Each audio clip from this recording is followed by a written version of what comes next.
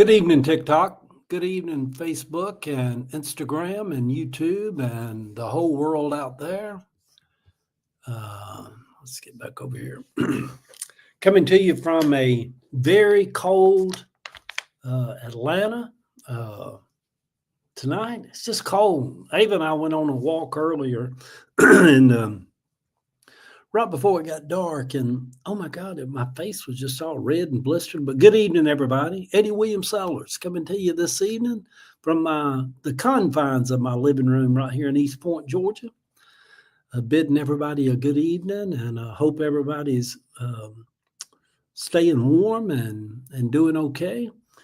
You know what? After living, I'll turn 70 years old this coming September. And after living for nearly 70 years up on this earth, I can report to you tonight that life probably never gets any better than a warm house on a cold night. And even a deeper level of that is a warm, comfortable bed on a cold night. I don't know if life ever really gets any better than that. Good evening, everybody. Hey, TikTok. Hey, Instagram and YouTube and Facebook out there, and everybody out there across as they used to say in preaching, the highways and the byways. Now it's all across the world, from Kenya to Australia to New Zealand to England to Scotland to Hawaii to, you never know. You just never know. And but I'm here to report to you tonight that life probably never gets better than a warm house on a cold night. I ran outside a minute ago to make sure there was some chicken feed. Hi, Eddie. Denny from White Bear Lake. I turned 70 on March the 16th. Oh, my God. Let me see. Denny Coleman. I think I keep talking about it so much, Denny. Denny reminds me of, do y'all remember a scene from The Exorcist where that priest was there and she's in Blair, the girl that played in The Exorcist, she said, Denny, like she was mimicking his mama. Denny. But I keep talking about it. I turned 70 this coming September, and I don't know, maybe it's just my mindset, but I always thought when you turned 70, you were old. You wasn't getting old. You were old. And I know some of you people on here tonight is listening to this is in your 80s and still kicking about and doing good. Flaw says, Eddie, when you were preaching, did you preach politics from the pulpit? I hope not. Over 17 years, I didn't specifically try to be political, but when you're preaching for 17 years, Sunday morning, Sunday night, Wednesday night, running weekend revivals and running tent revivals, sometimes that was 21 nights straight in a row. You preach every night. I'm sure I dabbled in some kind of politics or whatever, because you can't preach but so much and be baptized in Jesus' name for the repentance of sin. You got to fill up the other 55 minutes of stuff with something. Good evening, Gail, over on Facebook. You're turning 67 on March the 2nd. Denny's turning 70 on March the 16th. I'm turning 70 on September the 26th of this year. And I don't know if I'll be able to or not, but I'd kind of like to go to Paris and be in Paris when I turn 70 and maybe just kind of hang out and walk around the streets of Paris again. Who knows, Hey, Miss Rhonda, good evening to you this evening. Thank y'all, everybody over on TikTok for come on in the room and tell your mama and them and bring your cousin. And I got a little something I want to talk about this evening, but here's kind of what I want to venture off into. I was seeing earlier today where that Eric Adams, I believe his name, the mayor of New York, Rhonda says she's snowed in. It's cold here, y'all. My whole family, my whole gang's up in New York City tonight. They're having snow flurries up there, but they're not going to get snowed in or nothing. Yeah, and they got them a room at the Marriott Marquis with a floor to ceiling view of Times Square. So they're all hanging out there at the Marriott Marquis in Times Square. Good evening, Sharon, over on TikTok. Thank you there. Rhonda says she has 9 inches of snow. That's pretty good snow, isn't it? You know, we had two snows in Atlanta in January. And I think for Atlanta folks, we're like, we good. We good, you know. But yesterday I posted on Facebook just this thing, you know, how you doing on Facebook? I said, it feels wintry this evening. And yesterday evening it was gray and cold and it just was overcast. It just felt wintry, you know, and I'm not opposed to snow. We might get another snow before spring sets in here in the next 30 days.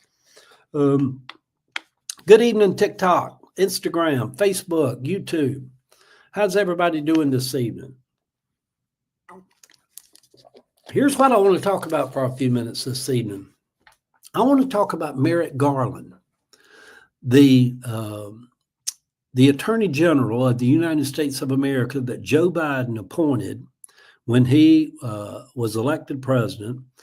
And I don't know, he was trying to bring some kind of, I guess he was trying to bring some kind of class or respect back to the office, back to the Justice Department.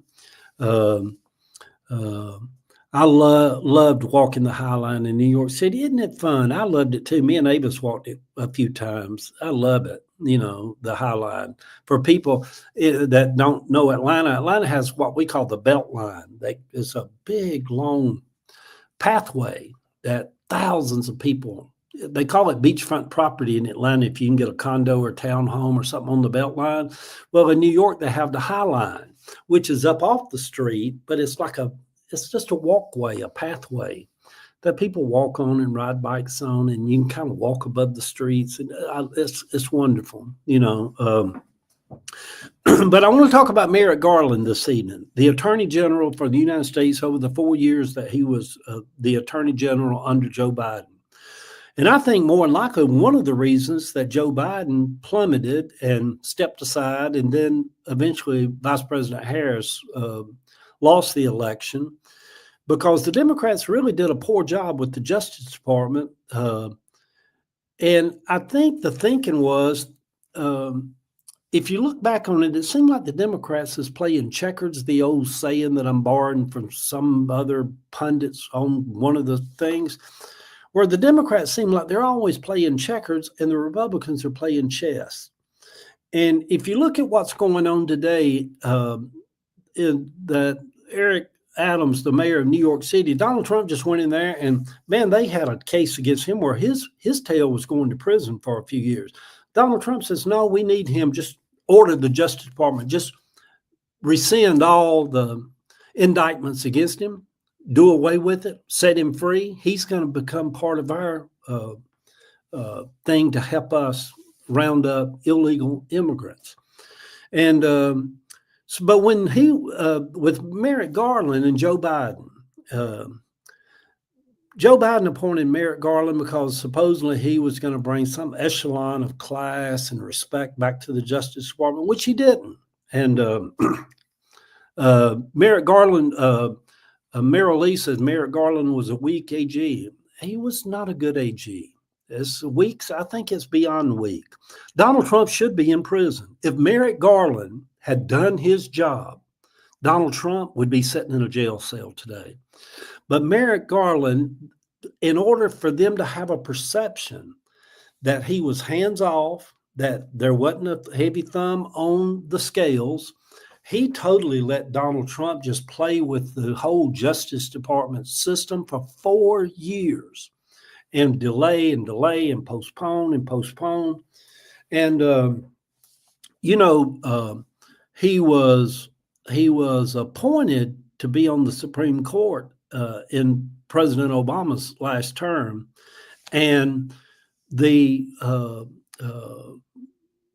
Mitch McConnell held up his vote to be put on the Supreme Court for over a year and wouldn't let it come to a vote until Obama was out of office, and basically killed and maybe he would have been better than the three amigos that Trump put on there. But Merrick Garland, he did us no good. And I compare that with that Donald Trump has appointed people that if he tells them to go after, I disagree with all of it. And I hate to see that the Justice Department has been turned over to a bunch of hooligans and with a bunch of shenanigans. And you got a bunch of crooked people running the Justice Department now, and they're setting crooked people free. And Donald Trump, he's now the official head of the Justice Department, because he just picked up the phone to tell the Attorney General, you do X, Y, Z, and you do it now. And the Attorney General knows to do it, or either he'll be fired. Richard Nixon tried that, but the Republicans wouldn't let him. Some of y'all probably don't even know who Richard Nixon was, but he was almost impeached one time, and he had to resign because of the Republicans was going to run him out of office. So if Joe Biden hadn't have been, and then on top of that, Merrick Garland let the Justice Department re-indict and reopen cases against Hunter Biden. And the president's son, Joe Biden, could have just picked up the phone and said, stop this now. Donald Trump would have done that. And for whatever we disagree with MAGA and the MAGA people, they like a very authoritative dictator type person, almost like in the sense of a Pentecostal preacher of a church where he gets up and it's my way or the highway, or get the hell out of here. We're going to do things I say we're going to do. Joe Biden was not that kind of president. I like Joe Biden. I voted for him. I would have voted for him gladly the second time. I knew there's a lot of prognosticators now say that, maybe he would have stood a better chance than Vice President Harris of getting reelected. I'm going to tell you, that is fools talking. No poll out there showed Joe Biden with any smither of hope of getting reelected if he had stayed in the race. Where Joe Biden made the big mistake was he should have never, ever run for reelection. That's where he screwed over all the Democrats. If he had said, I've done my one term, now it's time for me to step aside, and the Democrats had a fair and open primary where everybody could have got in the race that wanted a shot at it. The state by state across 50 states could have voted and could have narrowed it down and picked a presidential candidate. It might have been a different outcome, although I doubt it, because there was enough angst and passion in the MAGA crowd. They're sick of how the border was being run. And I think Joe Biden and Kamala Harris played into that, because once they got closer to the election, Mary Lee said, if you haven't seen God and Country on Amazon Prime, you might want to. I don't know if I've seen it, but I don't think I have. I love documentaries and stuff from there. Good evening, TikTok. Good evening, Instagram, Facebook, YouTube. Good evening out there. Eddie William Sellers coming to you from Atlanta, Georgia this evening. It's cold here in Atlanta too. There was enough of Elon's money also. So anyhow, now that we have time, it's only been a month that Donald Trump's been president. What a bunch of bullshit chaos this turns out to be. We all knew it was going to be a shit show and a dumpster fire, as the husband of that Kellyanne Conway rightly describes the whole Trump MAGA crowd. But it's only been 30 days, and, they're just a bunch of thugs and hooligans and oligarchs and billionaires and all that. The country's just in dire straits right now. But yet the polls say about 48, 46% of the country they're okay with it, and we'll see how okay they is it when they slash Medicaid and start cutting people's Social Security checks out. You'll see those numbers really start to skirt around a little bit on the edges. Let old Mama Lulu down there in what town in there, Baxley, Georgia. Let's go to Baxley. Let old Aunt Mama Lulu down in Baxley, Georgia, gets her $978 a month Social Security check that voted for King Trump. Let them cut about $300 a month off of that and knock it down to about $578 a month. We'll see where old Mama Lulu down in Aunt Lulu down in Baxley, Georgia. She's like, what a goddamn motherfucker that man turned out to be. That's the kind of language Christian people would start using once you start cutting the checks down a little bit. So yeah, but the thing about Merrick Garland, if Merrick Garland had done his job, if he had had any balls at all about him when he became Attorney General, Donald Trump would be in jail tonight. All these indictments would have been pushed all the way through to the Supreme Court pretty quickly. He would be in jail tonight, but because Merrick Garland was a weak, ballless Attorney General, and he played right into Donald Trump's hands, And I think what happened, somebody over on TikTok said Merrick Garland gets to own all of this. I wouldn't be surprised if the Justice Department don't file suit against indictments against Merrick Garland just to piss with him, because they can do it now, the Justice Department under the MAGA people. So anyhow, I just thought about that today with Donald Trump putting Patel as head of the FBI, and was it FBI or was it Attorney General? Who knows? I don't watch news that much. I just get little bits and pieces of it. But I do know this, that Eric Adams, the mayor of New York City, gets to walk free. So the FBI, Kash Patel, head of the FBI. Thank you there, Meryl. But anyhow, everybody, good evening over there on TikTok. I'm talking about Merrick Garland tonight, and what a poor excuse he was. Yeah, Ava just walked by. She's feeling better, y'all. She went to urgent care yesterday. We did our walk today. There's a video of us on here doing it ain't me, babe. No. And y'all, if y'all watch it, we're dancing a little bit and it's so cold. I dropped my phone and it bounced across the little street. And I'm like, oh my God, I think I broke my phone. But we picked it up, laughed about it, finished the little video. But anyway, she's feeling better tonight. It's cold, isn't it? I do not sing in public, no. I'm doing a lot better than big old shot that they had to give me in my butt helped. Yeah, she got an antibiotic shot, up in the deep part of that muscle in your butt cheek, and her butt's real sore. Her butt cheek's real sore. But my side feels a lot better. So. Yeah, she was hurting in her side, and let it go at that. Why are you trying to show me your boobie? No, I'm trying to cover up here. You can't come on here and try to get my numbers way up with them showing boobies on here and start doing I'll have some people start joining me over here. No, we don't sing together. Ava's just trying to cover her boobies up. But anyway, y'all, we got screwed on the Merrick Garland deal, And my thing is, it's taken us a while to process this Trump election. And I know this might seem kind of crazy, but I think maybe the country was predestined to have to go through this journey with MAGA, with people intent on destroying democracy. Maybe it was predestined that we have to go through this walk, no matter if Joe Biden hadn't run for re-election, no matter if who would have been the candidate for the Democratic side. Maybe the country just has to go through this period of history where it sure seems like racism and bigotry and xenophobia and homophobia and all is just all percolated back to the top. It's just out there. And maybe I hate it also, too. It's weird that the last week I bumped in two different pastors.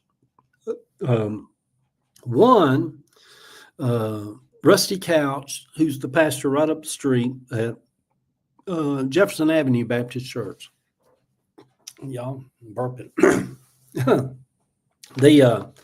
I was at Barbecue Kitchen over on Virginia Avenue, and I sat down, and I didn't know it was Rusty. And the table right across from it, Rusty had just sat down, Rusty Couch. And so he says, Eddie, and, come on over. So I ordered me a plate of food and sit with him. We sat there for about a good hour talking, a little bit of politics, a little bit of other stuff. Me and Rusty go back for years. I love him. He's sweet. He's always been kind to me. And I would tell you something funny, though, because we know he's MAGA. He's Baptist. If you're Baptist, you got Donald Trump hanging out your butt. You love Donald Trump. But we sat there, and he told me, he said, and he knows I was a part of the Harris campaign and knows that I was pretty provocative, is the word maybe I'll use, in my support of Vice President Harris. And so at one time, we sat in a booth, and I'm sitting across from him, and he looks up at me and he says, Eddie, I'm not one of those real crazy MAGA people.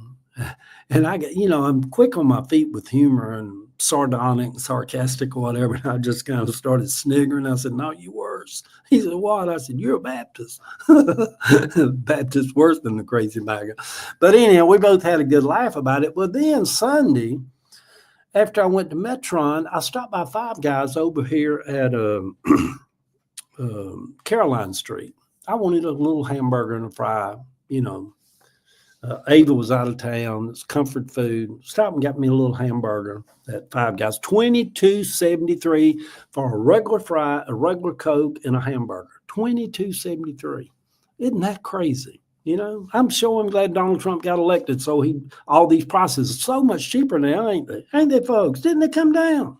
Do y'all know they got eggs for 99 cents a dozen in Riverdale, Georgia? Did y'all know that? All because Donald Trump got elected. Y'all do know I'm full of shit, don't you?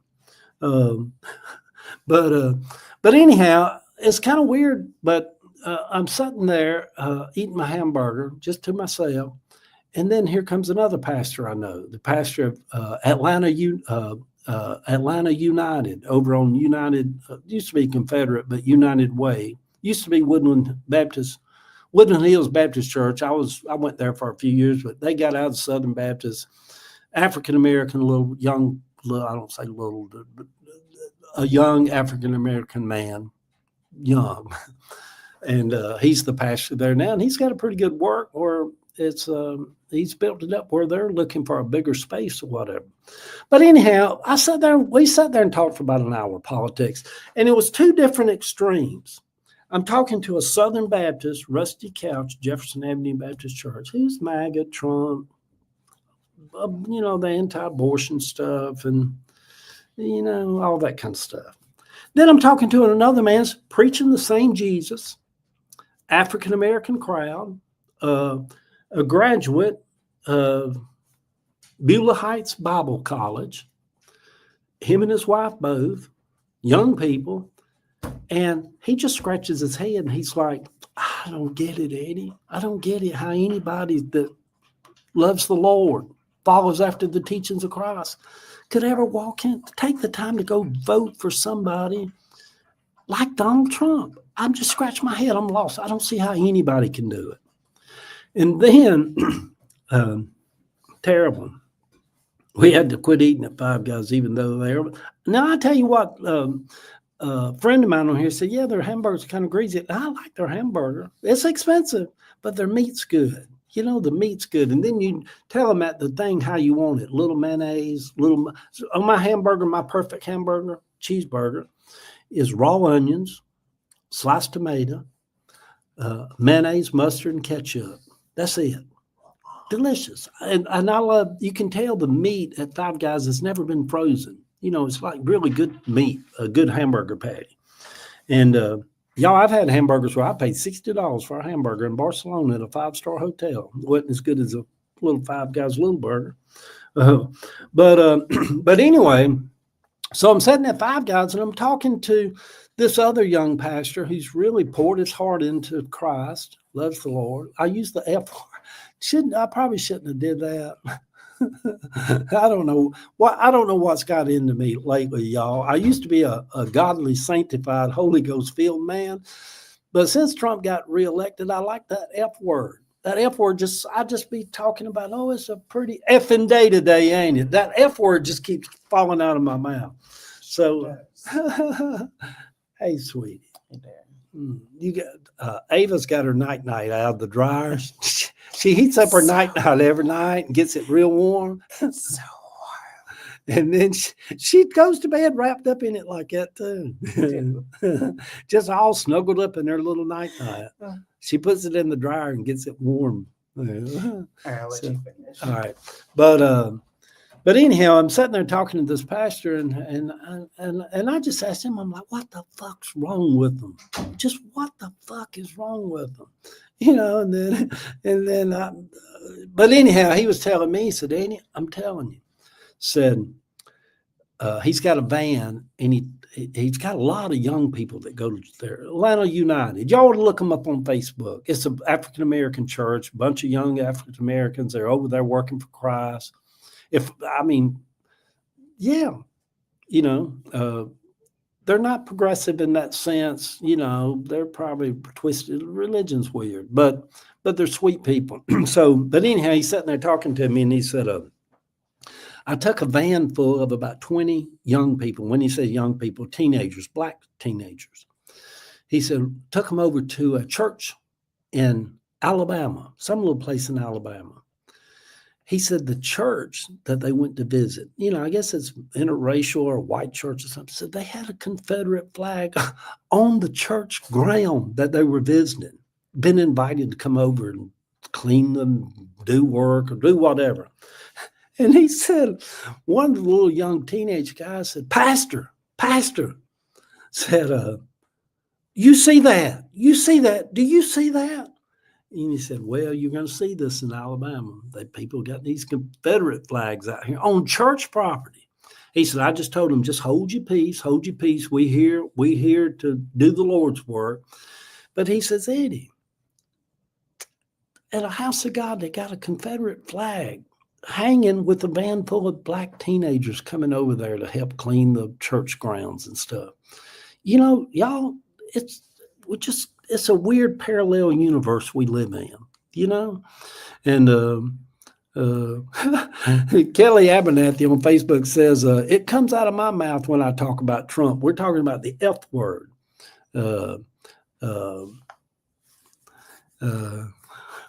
Yeah. I think if you identify as MAGA, you have to own it, Diane says. They are conservatives who voted for him, but they are not extremists. Yeah. So anyhow, I just wonder what's going on with me in the last week. I've just random encounters with two different pastors of two different churches that's on two different spectrums of teaching about Christ. And it just gives me a perspective of just, because I'm telling you, sir, I am an atheist and will gladly go to church with you. Ronnie Baptisti too, Ronnie. Y'all, here's where I am at in my walk of spirituality. If you notice this, and I even noticed this morning, I did for those of you that follow me on TikTok, that don't follow me on Facebook, I did a written post this morning about mindfulness and consciousness and the difference between the brain and mindfulness. And it was just interesting. Some people comment says, oh, I love that, Eddie. Other people says, Jesus is the only way, truth, and the light. No man come to the Father but him. And other person says that post made me depressed and sad to hear you write something like that. So you get a spectrum of it. But as long as you stay true to yourself and to your own spirit and heart, let me tell you what I did. And it's been my journey since I was 50, which is now 19 years. The last 19 years, this has been my journey. I have said, Trump just might cause me to go to hell. I'm trying to do better. Yeah, he really and truly, Kelly, he can't cause you to go to hell because there is no such thing as hell, y'all. That's just part of our consciousnness where we never needed hell for us. We needed hell for all the other people. Have you ever noticed? I've been raised around church people all my life. No, you'll never hear nobody when their mama dies or when their granny dies and, oh, I think granny might have went to hell. No, you never heard them preach right into heaven like they just flung the doors open. I don't know how many hundreds of times I've heard people, and these people, if there was a hell, some of them probably should have went to hell. Oh, they get up there at the funeral. You never see such accolades. Oh, he fought a good fight. His race is over. He stood true to the Lord. Yeah, when he wasn't beating his wife after hell and back and going back and forth to jail. Oh, he won his race for henceforth laid up him. But you never heard people say that Granny went to hell. Hell was for other people. And what I come to realize is we need hell for Hitlers, and we need hell for the people down the street, and we need hell for the homosexuals, and we need hell for murder, and all that. Hell, we never had hell for our loved ones. Our granddaughter, no, buddy. She's never going to hell. That's them other people down there. So anyhow, it's all silly. You get old enough, you just realize the silliness of it. So, but anyway, I had a point that I was getting to, and I went off on a tangent. But anyhow, here's what I was going to say about my journey. For 19 years, this is my journey. When I almost died on an operating table at Georgia Baptist Hospital, when I got there, my heartbeat was 368 beats a minute. And at that point, the cardiologist told me later, your heart is really not beating. At that point, it's in a flutter. Your heart is just fluttering like that. And so I had lost eyesight, but I was still conscious. And they had a team of people working on me, and they was hitting me with the things, and I couldn't see. I lost my vision, and this explains a little bit where I'm at right now. There was, I could hear my daughter Heather in the hallway, and I could hear her crying. She was boo-hooing, even with the door closed. And so anyhow, I heard the cardiologist, he leaned over and he said, Mr. Sellers said, we're going to give you a shot in your neck. We're going to have to stop your heart. And said, you're going to feel very nauseous and you're going to heave, but your heart, we got to stop your heart. And then we're going to, it should restart in a minute or so. And sure enough, I felt the needle. I couldn't see him, but I heard everything he said. And I felt the needle find a vein in my throat, and I felt the liquid going in. And when he did, I'm just like, I just heaved. My whole chest heaved. And I could hear him talking. And there's the beep, beep, beep all stopped. And I'm laying there. I'm conscious, although I can't see. I hear everything that's going on. And after what maybe seemed like a minute, I heard a female voice, like one of the nurses says, oh, there it is. There it is. It's coming. It's coming back. It's coming back. They must have been looking at a monitor. I lay there. I figured I wasn't coming back. I was going to die in that moment. And I could tell there was an African-American nurse that was standing right at my shoulder, right beside me. And when I took my hand and I was going to, I took my hand, I remember her presence, and I touched her with my hand. And I just, with everything I had in me, I said, baby girl, hurry. That's all I could get out. Well, but when I touched her, I felt like, I felt her body just jerk, just flinch, like it was inappropriate. So anyhow, after it was over with, and I came back and I had my vision, that was just to save me, to get me ready for surgery, which was a 6-hour heart surgery after that. But when the lady came back, maybe an hour later, she's in there and she's talking, and I said, I want to apologize to you. I said, I felt like I might have touched your breast or something, because you flinched when my hand touched you. She said, oh, no, you didn't touch my breast. I said, you scared the shit out of me, because you was dead. You was laying there. The monitor wasn't even beeping. Your heart had stopped. So when your hand moved, it just shocked me that you could do that. I was trying with everything in me just to tell you to please hurry, because I felt like life was leaving my body. And so she said, that was what the flinch was for. It wasn't that you touched me inappropriate. But anyhow, after that was over, if I get to this point about where am I at in this, the way I was raised up in the religion. A couple of weeks later, I'm sitting on the back patio. I lived by myself for those 5 years, and I'm at home one afternoon, and all this stuff is weighing on my mind. And I'm sitting out at my little table. I've got a little fish pond out there. I've got a king snake that lives in the under the fish pond. And every time I come out, big old pretty king snake try to charge me because they got babies under there. And I know y'all think I'm crazy. I just couldn't hurt the king snake. So I'm sitting out there with the snake.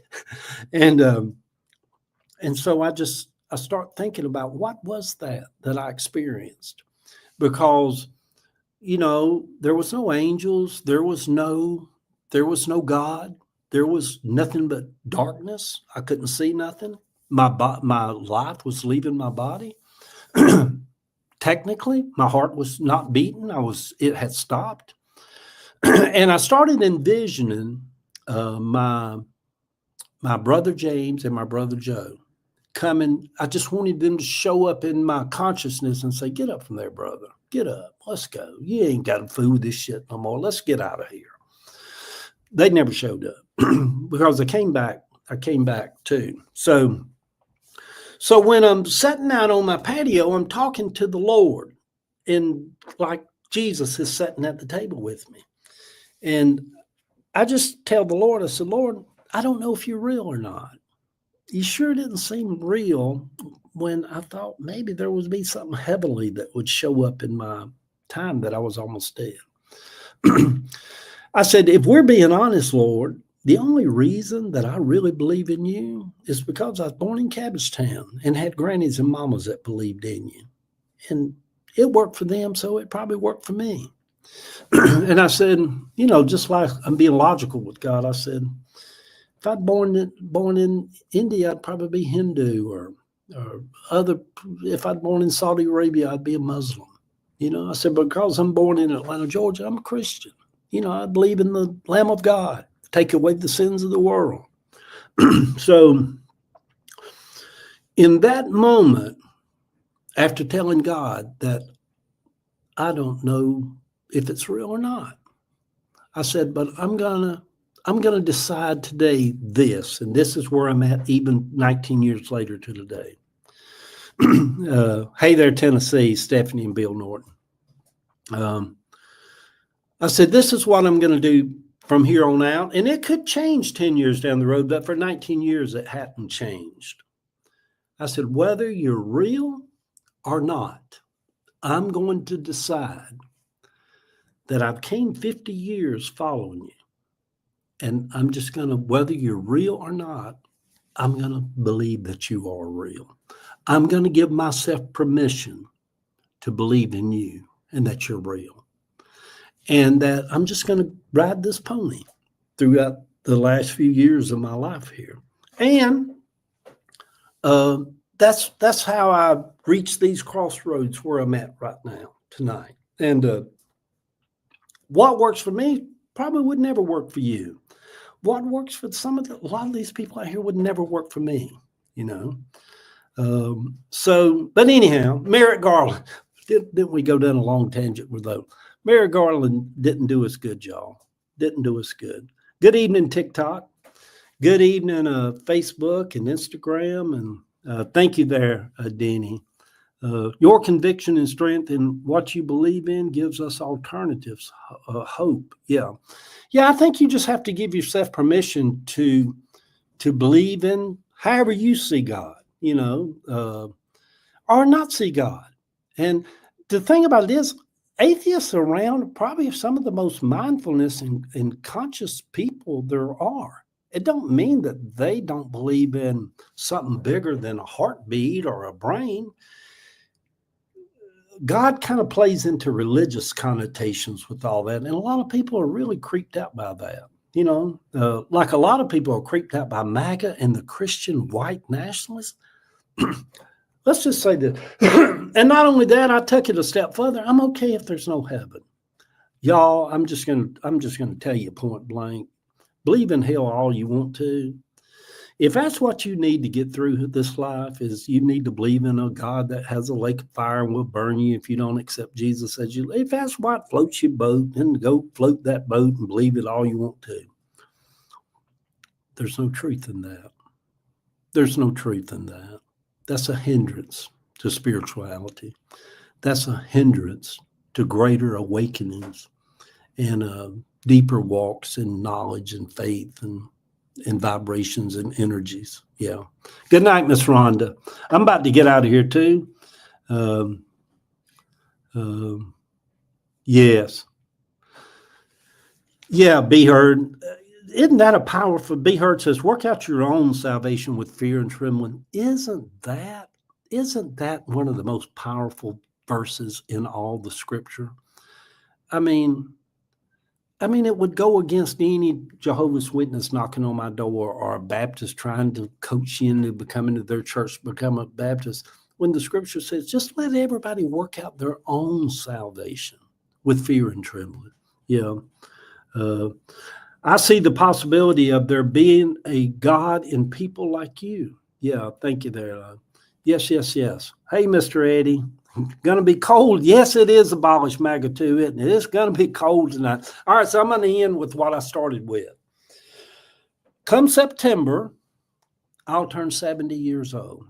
And for whoever you are out there, some of you people's listening in Palm Springs and in the desert and beautiful warm climates and down in Key West, people down in Key West listening, and Puerto Rico and Costa Rica, and beautiful, ain't cold.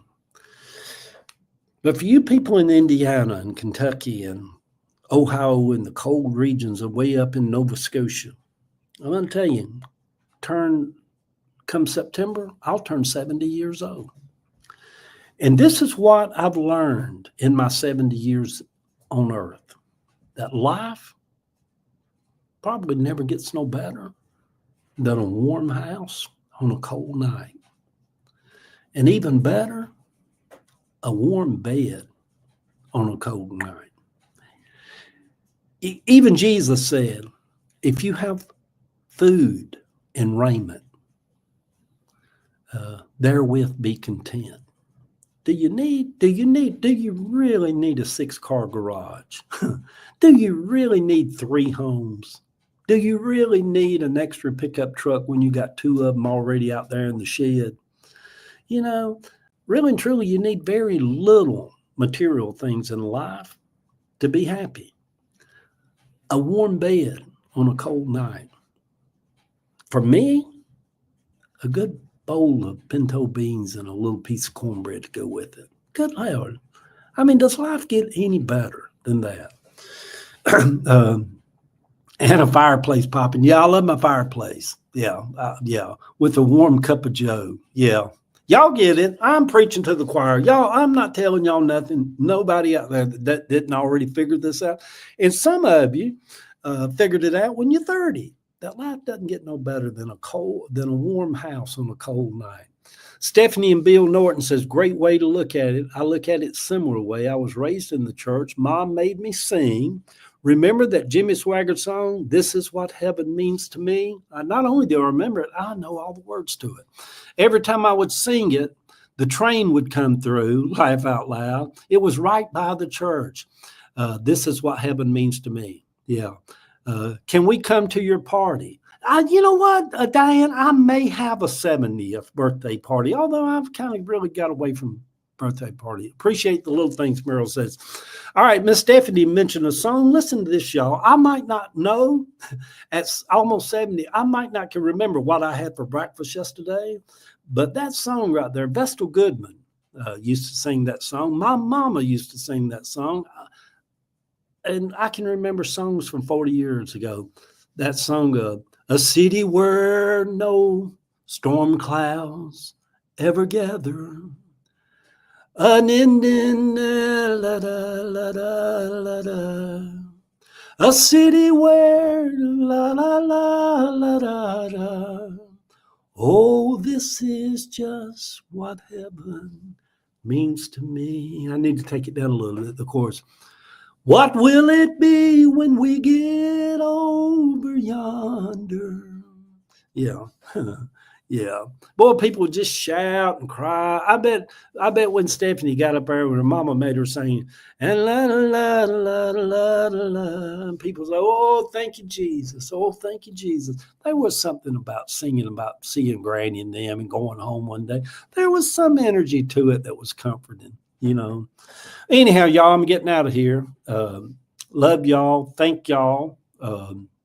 I still love gospel songs. I get my guitar. You know, I love to play guitar, and I'll get set out there in the garden sometimes in the evening, and I'll be like, I am weak, but thou art strong. Jesus, keep me from all wrong.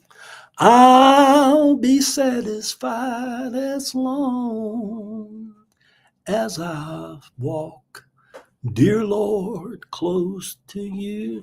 And sometimes it may all just be in our mind, but it sure feels like sometimes that a presence, a heavenly host of presence, kind of comes down and camps around us when we have those moments where we do that. Yeah. Yeah. All right. See y'all. I'm out of here, y'all. Love y'all.